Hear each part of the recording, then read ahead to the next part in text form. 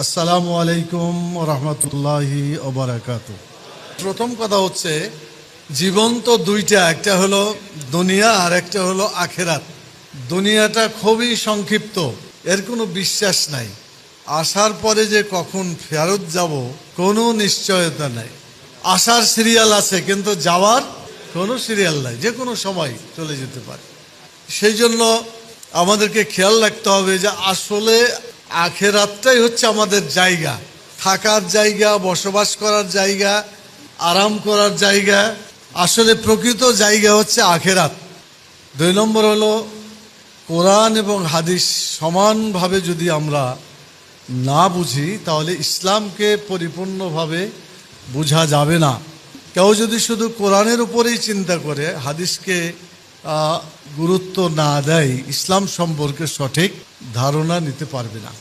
আর প্রথম কথা হচ্ছে, পৃথিবীতে মানুষ দুনিয়াতে আসার পরে যদি জীবনটাকে দুনিয়ামুখী করে ফেলে, আখেরাতকে ভুলে যায়, তাহলে সে দুনিয়াতেও ঠকবে আর আখেরাতে তো মারাত্মকভাবে ঠকবে। আর যদি কেউ দুনিয়াতে আসার পরে সে মনে করে যে এটা থাকার জায়গা নয়, আমাকে আসল জায়গায় আখেরাতে ফিরে যেতে হবে, এই মানসিকতা নিয়ে কাজ করে, তাহলে সে দুনিয়াতেও লাভবান হবে, আখেরাতেও লাভবান হবে। কথা কি বুঝতে পারা যাচ্ছে? জি আলহামদুলিল্লাহ। কোরআন মাজিদের যে আয়াত, রব্বানা আতিনা ফিদ দুনিয়া হাসানা অফিল আখেরাতে হাসানা ওকিনা আযাবান্নার, আল্লাহ দুনিয়ার কল্যাণ দাও, আখেরাতের কল্যাণ দাও, আর জাহান্নামের আগুন থেকে রক্ষা করো। এই দোয়াটা দিনে কতবার পড়ি আমরা? দুনিয়ার সব কল্যাণ আল্লাহর কাছে চাইলাম, আখেরাতের সব কল্যাণ চাইলাম, এর চাইতে মজবুত দোয়ার হয় না। এই জন্য এই দোয়াটা হাদিসেও আছে, আপনারাও পড়ছেন, পড়বেন ইনশাআল্লাহ, বলবেন। বালতু সেরুন আল হায়াত দুনিয়া আল আখিরাতু খায়রু। এটা হলো সূরা আলার 16 এবং 17 নম্বর আয়াত। মানে তোমরা দুনিয়াতে গুরুত্ব দিচ্ছ, কিন্তু আসলে তো দুনিয়াটা থাকবে না, দুনিয়ার কোনো কাজই তোমার কাজে লাগবে না, আখেরাতটাই স্থায়ী এবং সেখানে আমাকে থাকতে হবে, ওটাই আমার বাড়ি। সূরা কাসাসের 77 নম্বর আয়াত, আল্লাহ তাআলা বলছেন, অবতাগে ফিমা আতাকাল্লাহ দারাল আখিরা। তোমাকে যে টাকা পয়সা দিয়েছি তা দিয়ে তুমি আখিরাতের বাড়ি বানাও। আমরা কোন বাড়ি বানাই? খালি দুনিয়ার বাড়ি। সবাই একটা একটা করে বাড়ির টার্গেট আছে। হ্যাঁ, তো আল্লাহ কোন বাড়ি বানাইতে বললেন? আখিরাতের বাড়ি। মানে কোন সূরা? সূরা কাসাস কত নম্বর? 77 নম্বর। তোমাদেরকে যা দেওয়া হয়েছে তা দিয়ে তোমরা কি বানাও? আখিরাতের ঘর বানাও। পারবেন বানাইতে ইনশাআল্লাহ? ভুল হবে না তো? নাহলে আফসোস করবেন পরে। এরপরে গাররাতহুমুল হায়াতুদ দুনিয়া, সূরা আরাফের 51 নম্বর আয়াত। দুনিয়ার জীবন তোমাদেরকে ধোঁকা দিচ্ছে, খালি খালি ধোঁকা দেয়, বলে যে এটা করো ওইটা করো, মানে বিভিন্ন ধান্দা মনের মধ্যে আসে, এগুলো সব ধোঁকাবাজি। এই ধোঁকাবাজি তোমাদেরকে করছে দুনিয়াতে, সেটা আল্লাহ বলে দিয়েছেন।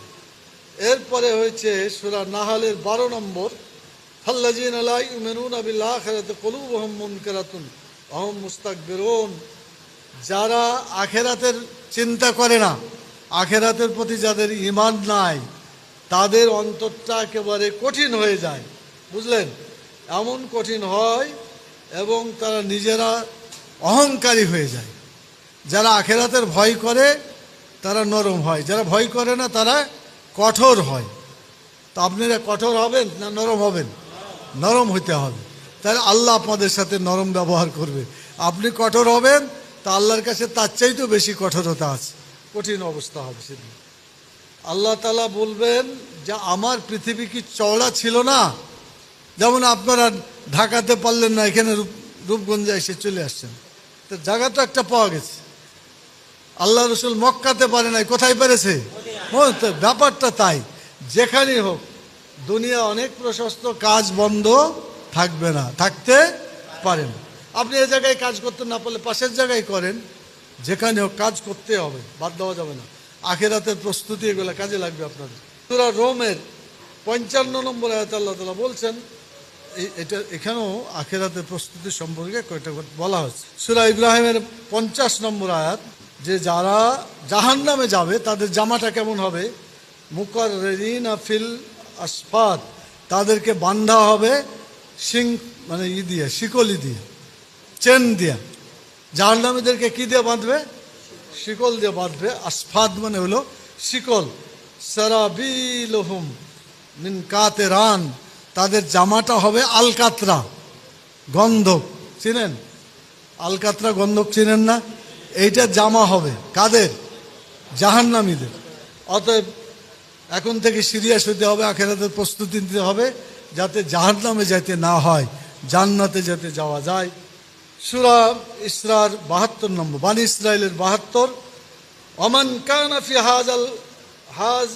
হাজিহি আমা, ওমান কানা ফি হাজিহি আমা, যে ব্যক্তি দুনিয়াতে কানা থাকবে, অন্ধ থাকবে, ফাহুয়া ফিল আখিরাতে আমা, সে আখিরাতেও কানা হবে। তার মানে কোরআন যারা দুনিয়াতে দেখলো না, কানা হয়ে থাকলো, আখিরাতেও তারা কানা হয়ে থাকবে। ওই যে আগের আয়াতটায় মিলে যায়। আগের আয়াতে বলা হলো না যে কোরআন থেকে দূরে থাকলে কি হইতে হবে? কাল কিয়ামতে অন্ধ হয়ে উঠতে। সেটার সাথে এটা মিল আছে। ওমান কানা ফি হাজিহি আমা, যারা এই দুনিয়া থেকে অন্ধ থাকলো, ফাহুয়া ফিল আখিরাতে আমা, সে আখিরাতেও অন্ধ থাকবে। সূরা ফুরকানের 27-28 দুটো আছে।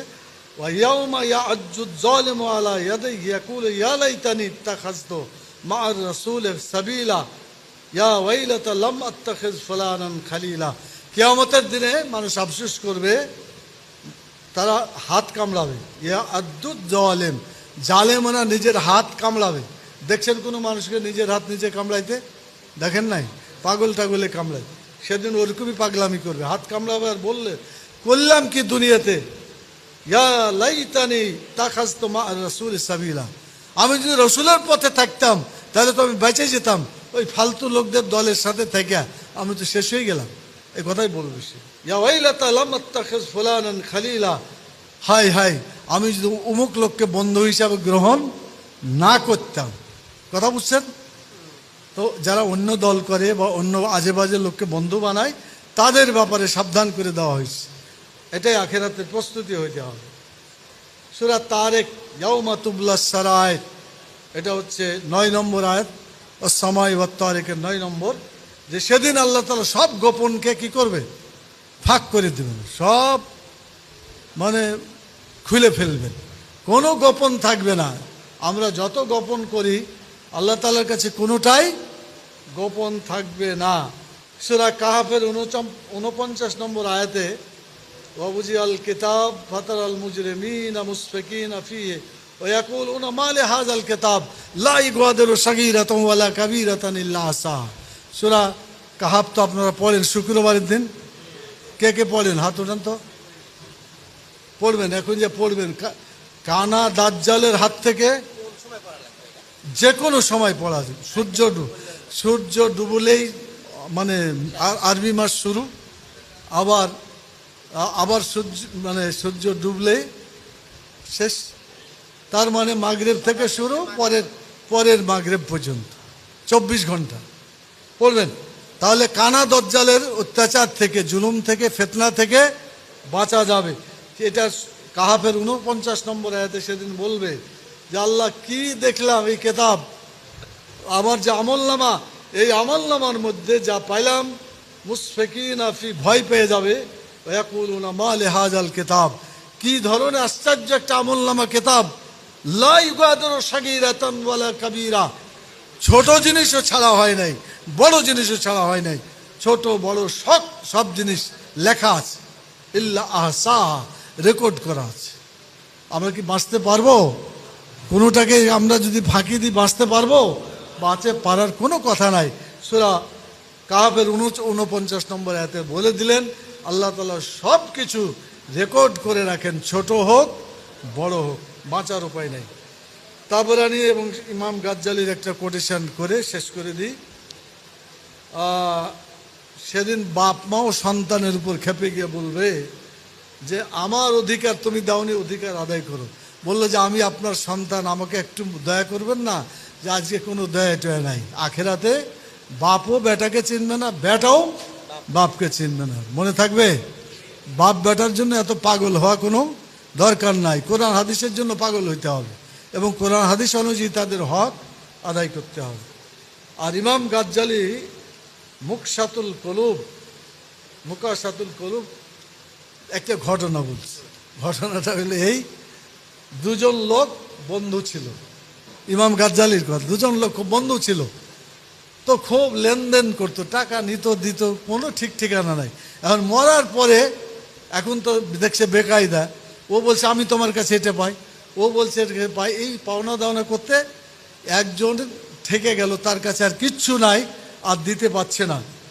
তারপরও বলছে যে আল্লাহ ওর কাছে আমি এটা পাই, দিয়ে দিতে বলেন। তো বলছে, আল্লাহ বলছে যে ওর কাছে নাই, কি পাবি তুই, কিছুই তো পাওয়া যাবে না। তো দুইজনকে বলবে যে উপরের দিকে তাকাও, তাকাইতে দেখা যাবে যে সেখানে জান্নাতের একটা বিল্ডিং, এবং এত আকর্ষণীয় বর্ণনা করছেন উনি, কল্পনাই করা যায় না। তো ওই দুজনই খুব আগ্রহী যে ওই বিল্ডিংয়ে যাওয়া যায় কি না। তো যে লোক কিছু পাবে, মাফ করতে চাই না, তো সে বলল যে আল্লাহ ওই ঘরে যাওয়া যায় না। তো বলছে না, এটা দাম দিতে হবে। তো বলে আমার তো কিছু নাই। তো বলছে না, তোমার কাছে আছে, সেটা হলো তোমার ভাইকে যদি তুমি মাফ করে দাও তাহলে ওই জান্নাতে তুমি ঢুকতে পারবে। তো বলছে দিলাম মাফ করে। তো বলছে দুই ভাই মিলে হাত ধরে জান্নাতে চলে যাও। কিন্তু এটা উনি একটা ওনার কেতাবে লিখছেন। তো শুক্রিয়া আপনাদের কাছে। আমি কি কাজে লাগবে তো ইনশাল্লাহ। আমরা 2024 সালে আপনাদেরকে শপথপ্রাপ্ত আন্দোলনের সিপাহসালার হিসেবে দেখতে চাই। পারবেন ইনশাল্লাহ? এখনো 6 মাস বাকি আছে, এখনো 6 মাস বাকি আছে। পারবেন ইনশাল্লাহ? দাঁড়িয়ে যান, বলেন যে পারবো ইনশাল্লাহ। তাহলে আগামী দিনে ঢাকা দক্ষিণের জনশক্তি ইনশাল্লাহ অনেক গুণ বেড়ে যাবে ইনশাল্লাহ। আল্লাহ তাআলা আপনাদেরকে আমাদেরকে কবুল করুন। আল্লাহ তাআলা আমাদের গুনাহ খাতাকে মাফ করে দিন। আল্লাহ তাআলা কাল কিয়ামতে আমাদের গুনাহগুলোতে নেকিতে পরিণত করে একই সাথে জান্নাতুল ফেরদৌসে যাওয়ার তৌফিক দান করুন। ওমা তৌফিক ইল্লা বিল্লাহ। সুবহানাকা আল্লাহুম্মা ওয়া বিহামদিকা আশহাদু আল্লা ইলাহা ইল্লা আনতা আস্তাগফিরুকা ওয়া আতুবু ইলাইকা। আসসালামু আলাইকুম ওয়া রাহমাতুল্লাহি ওয়া বারাকাতুহু।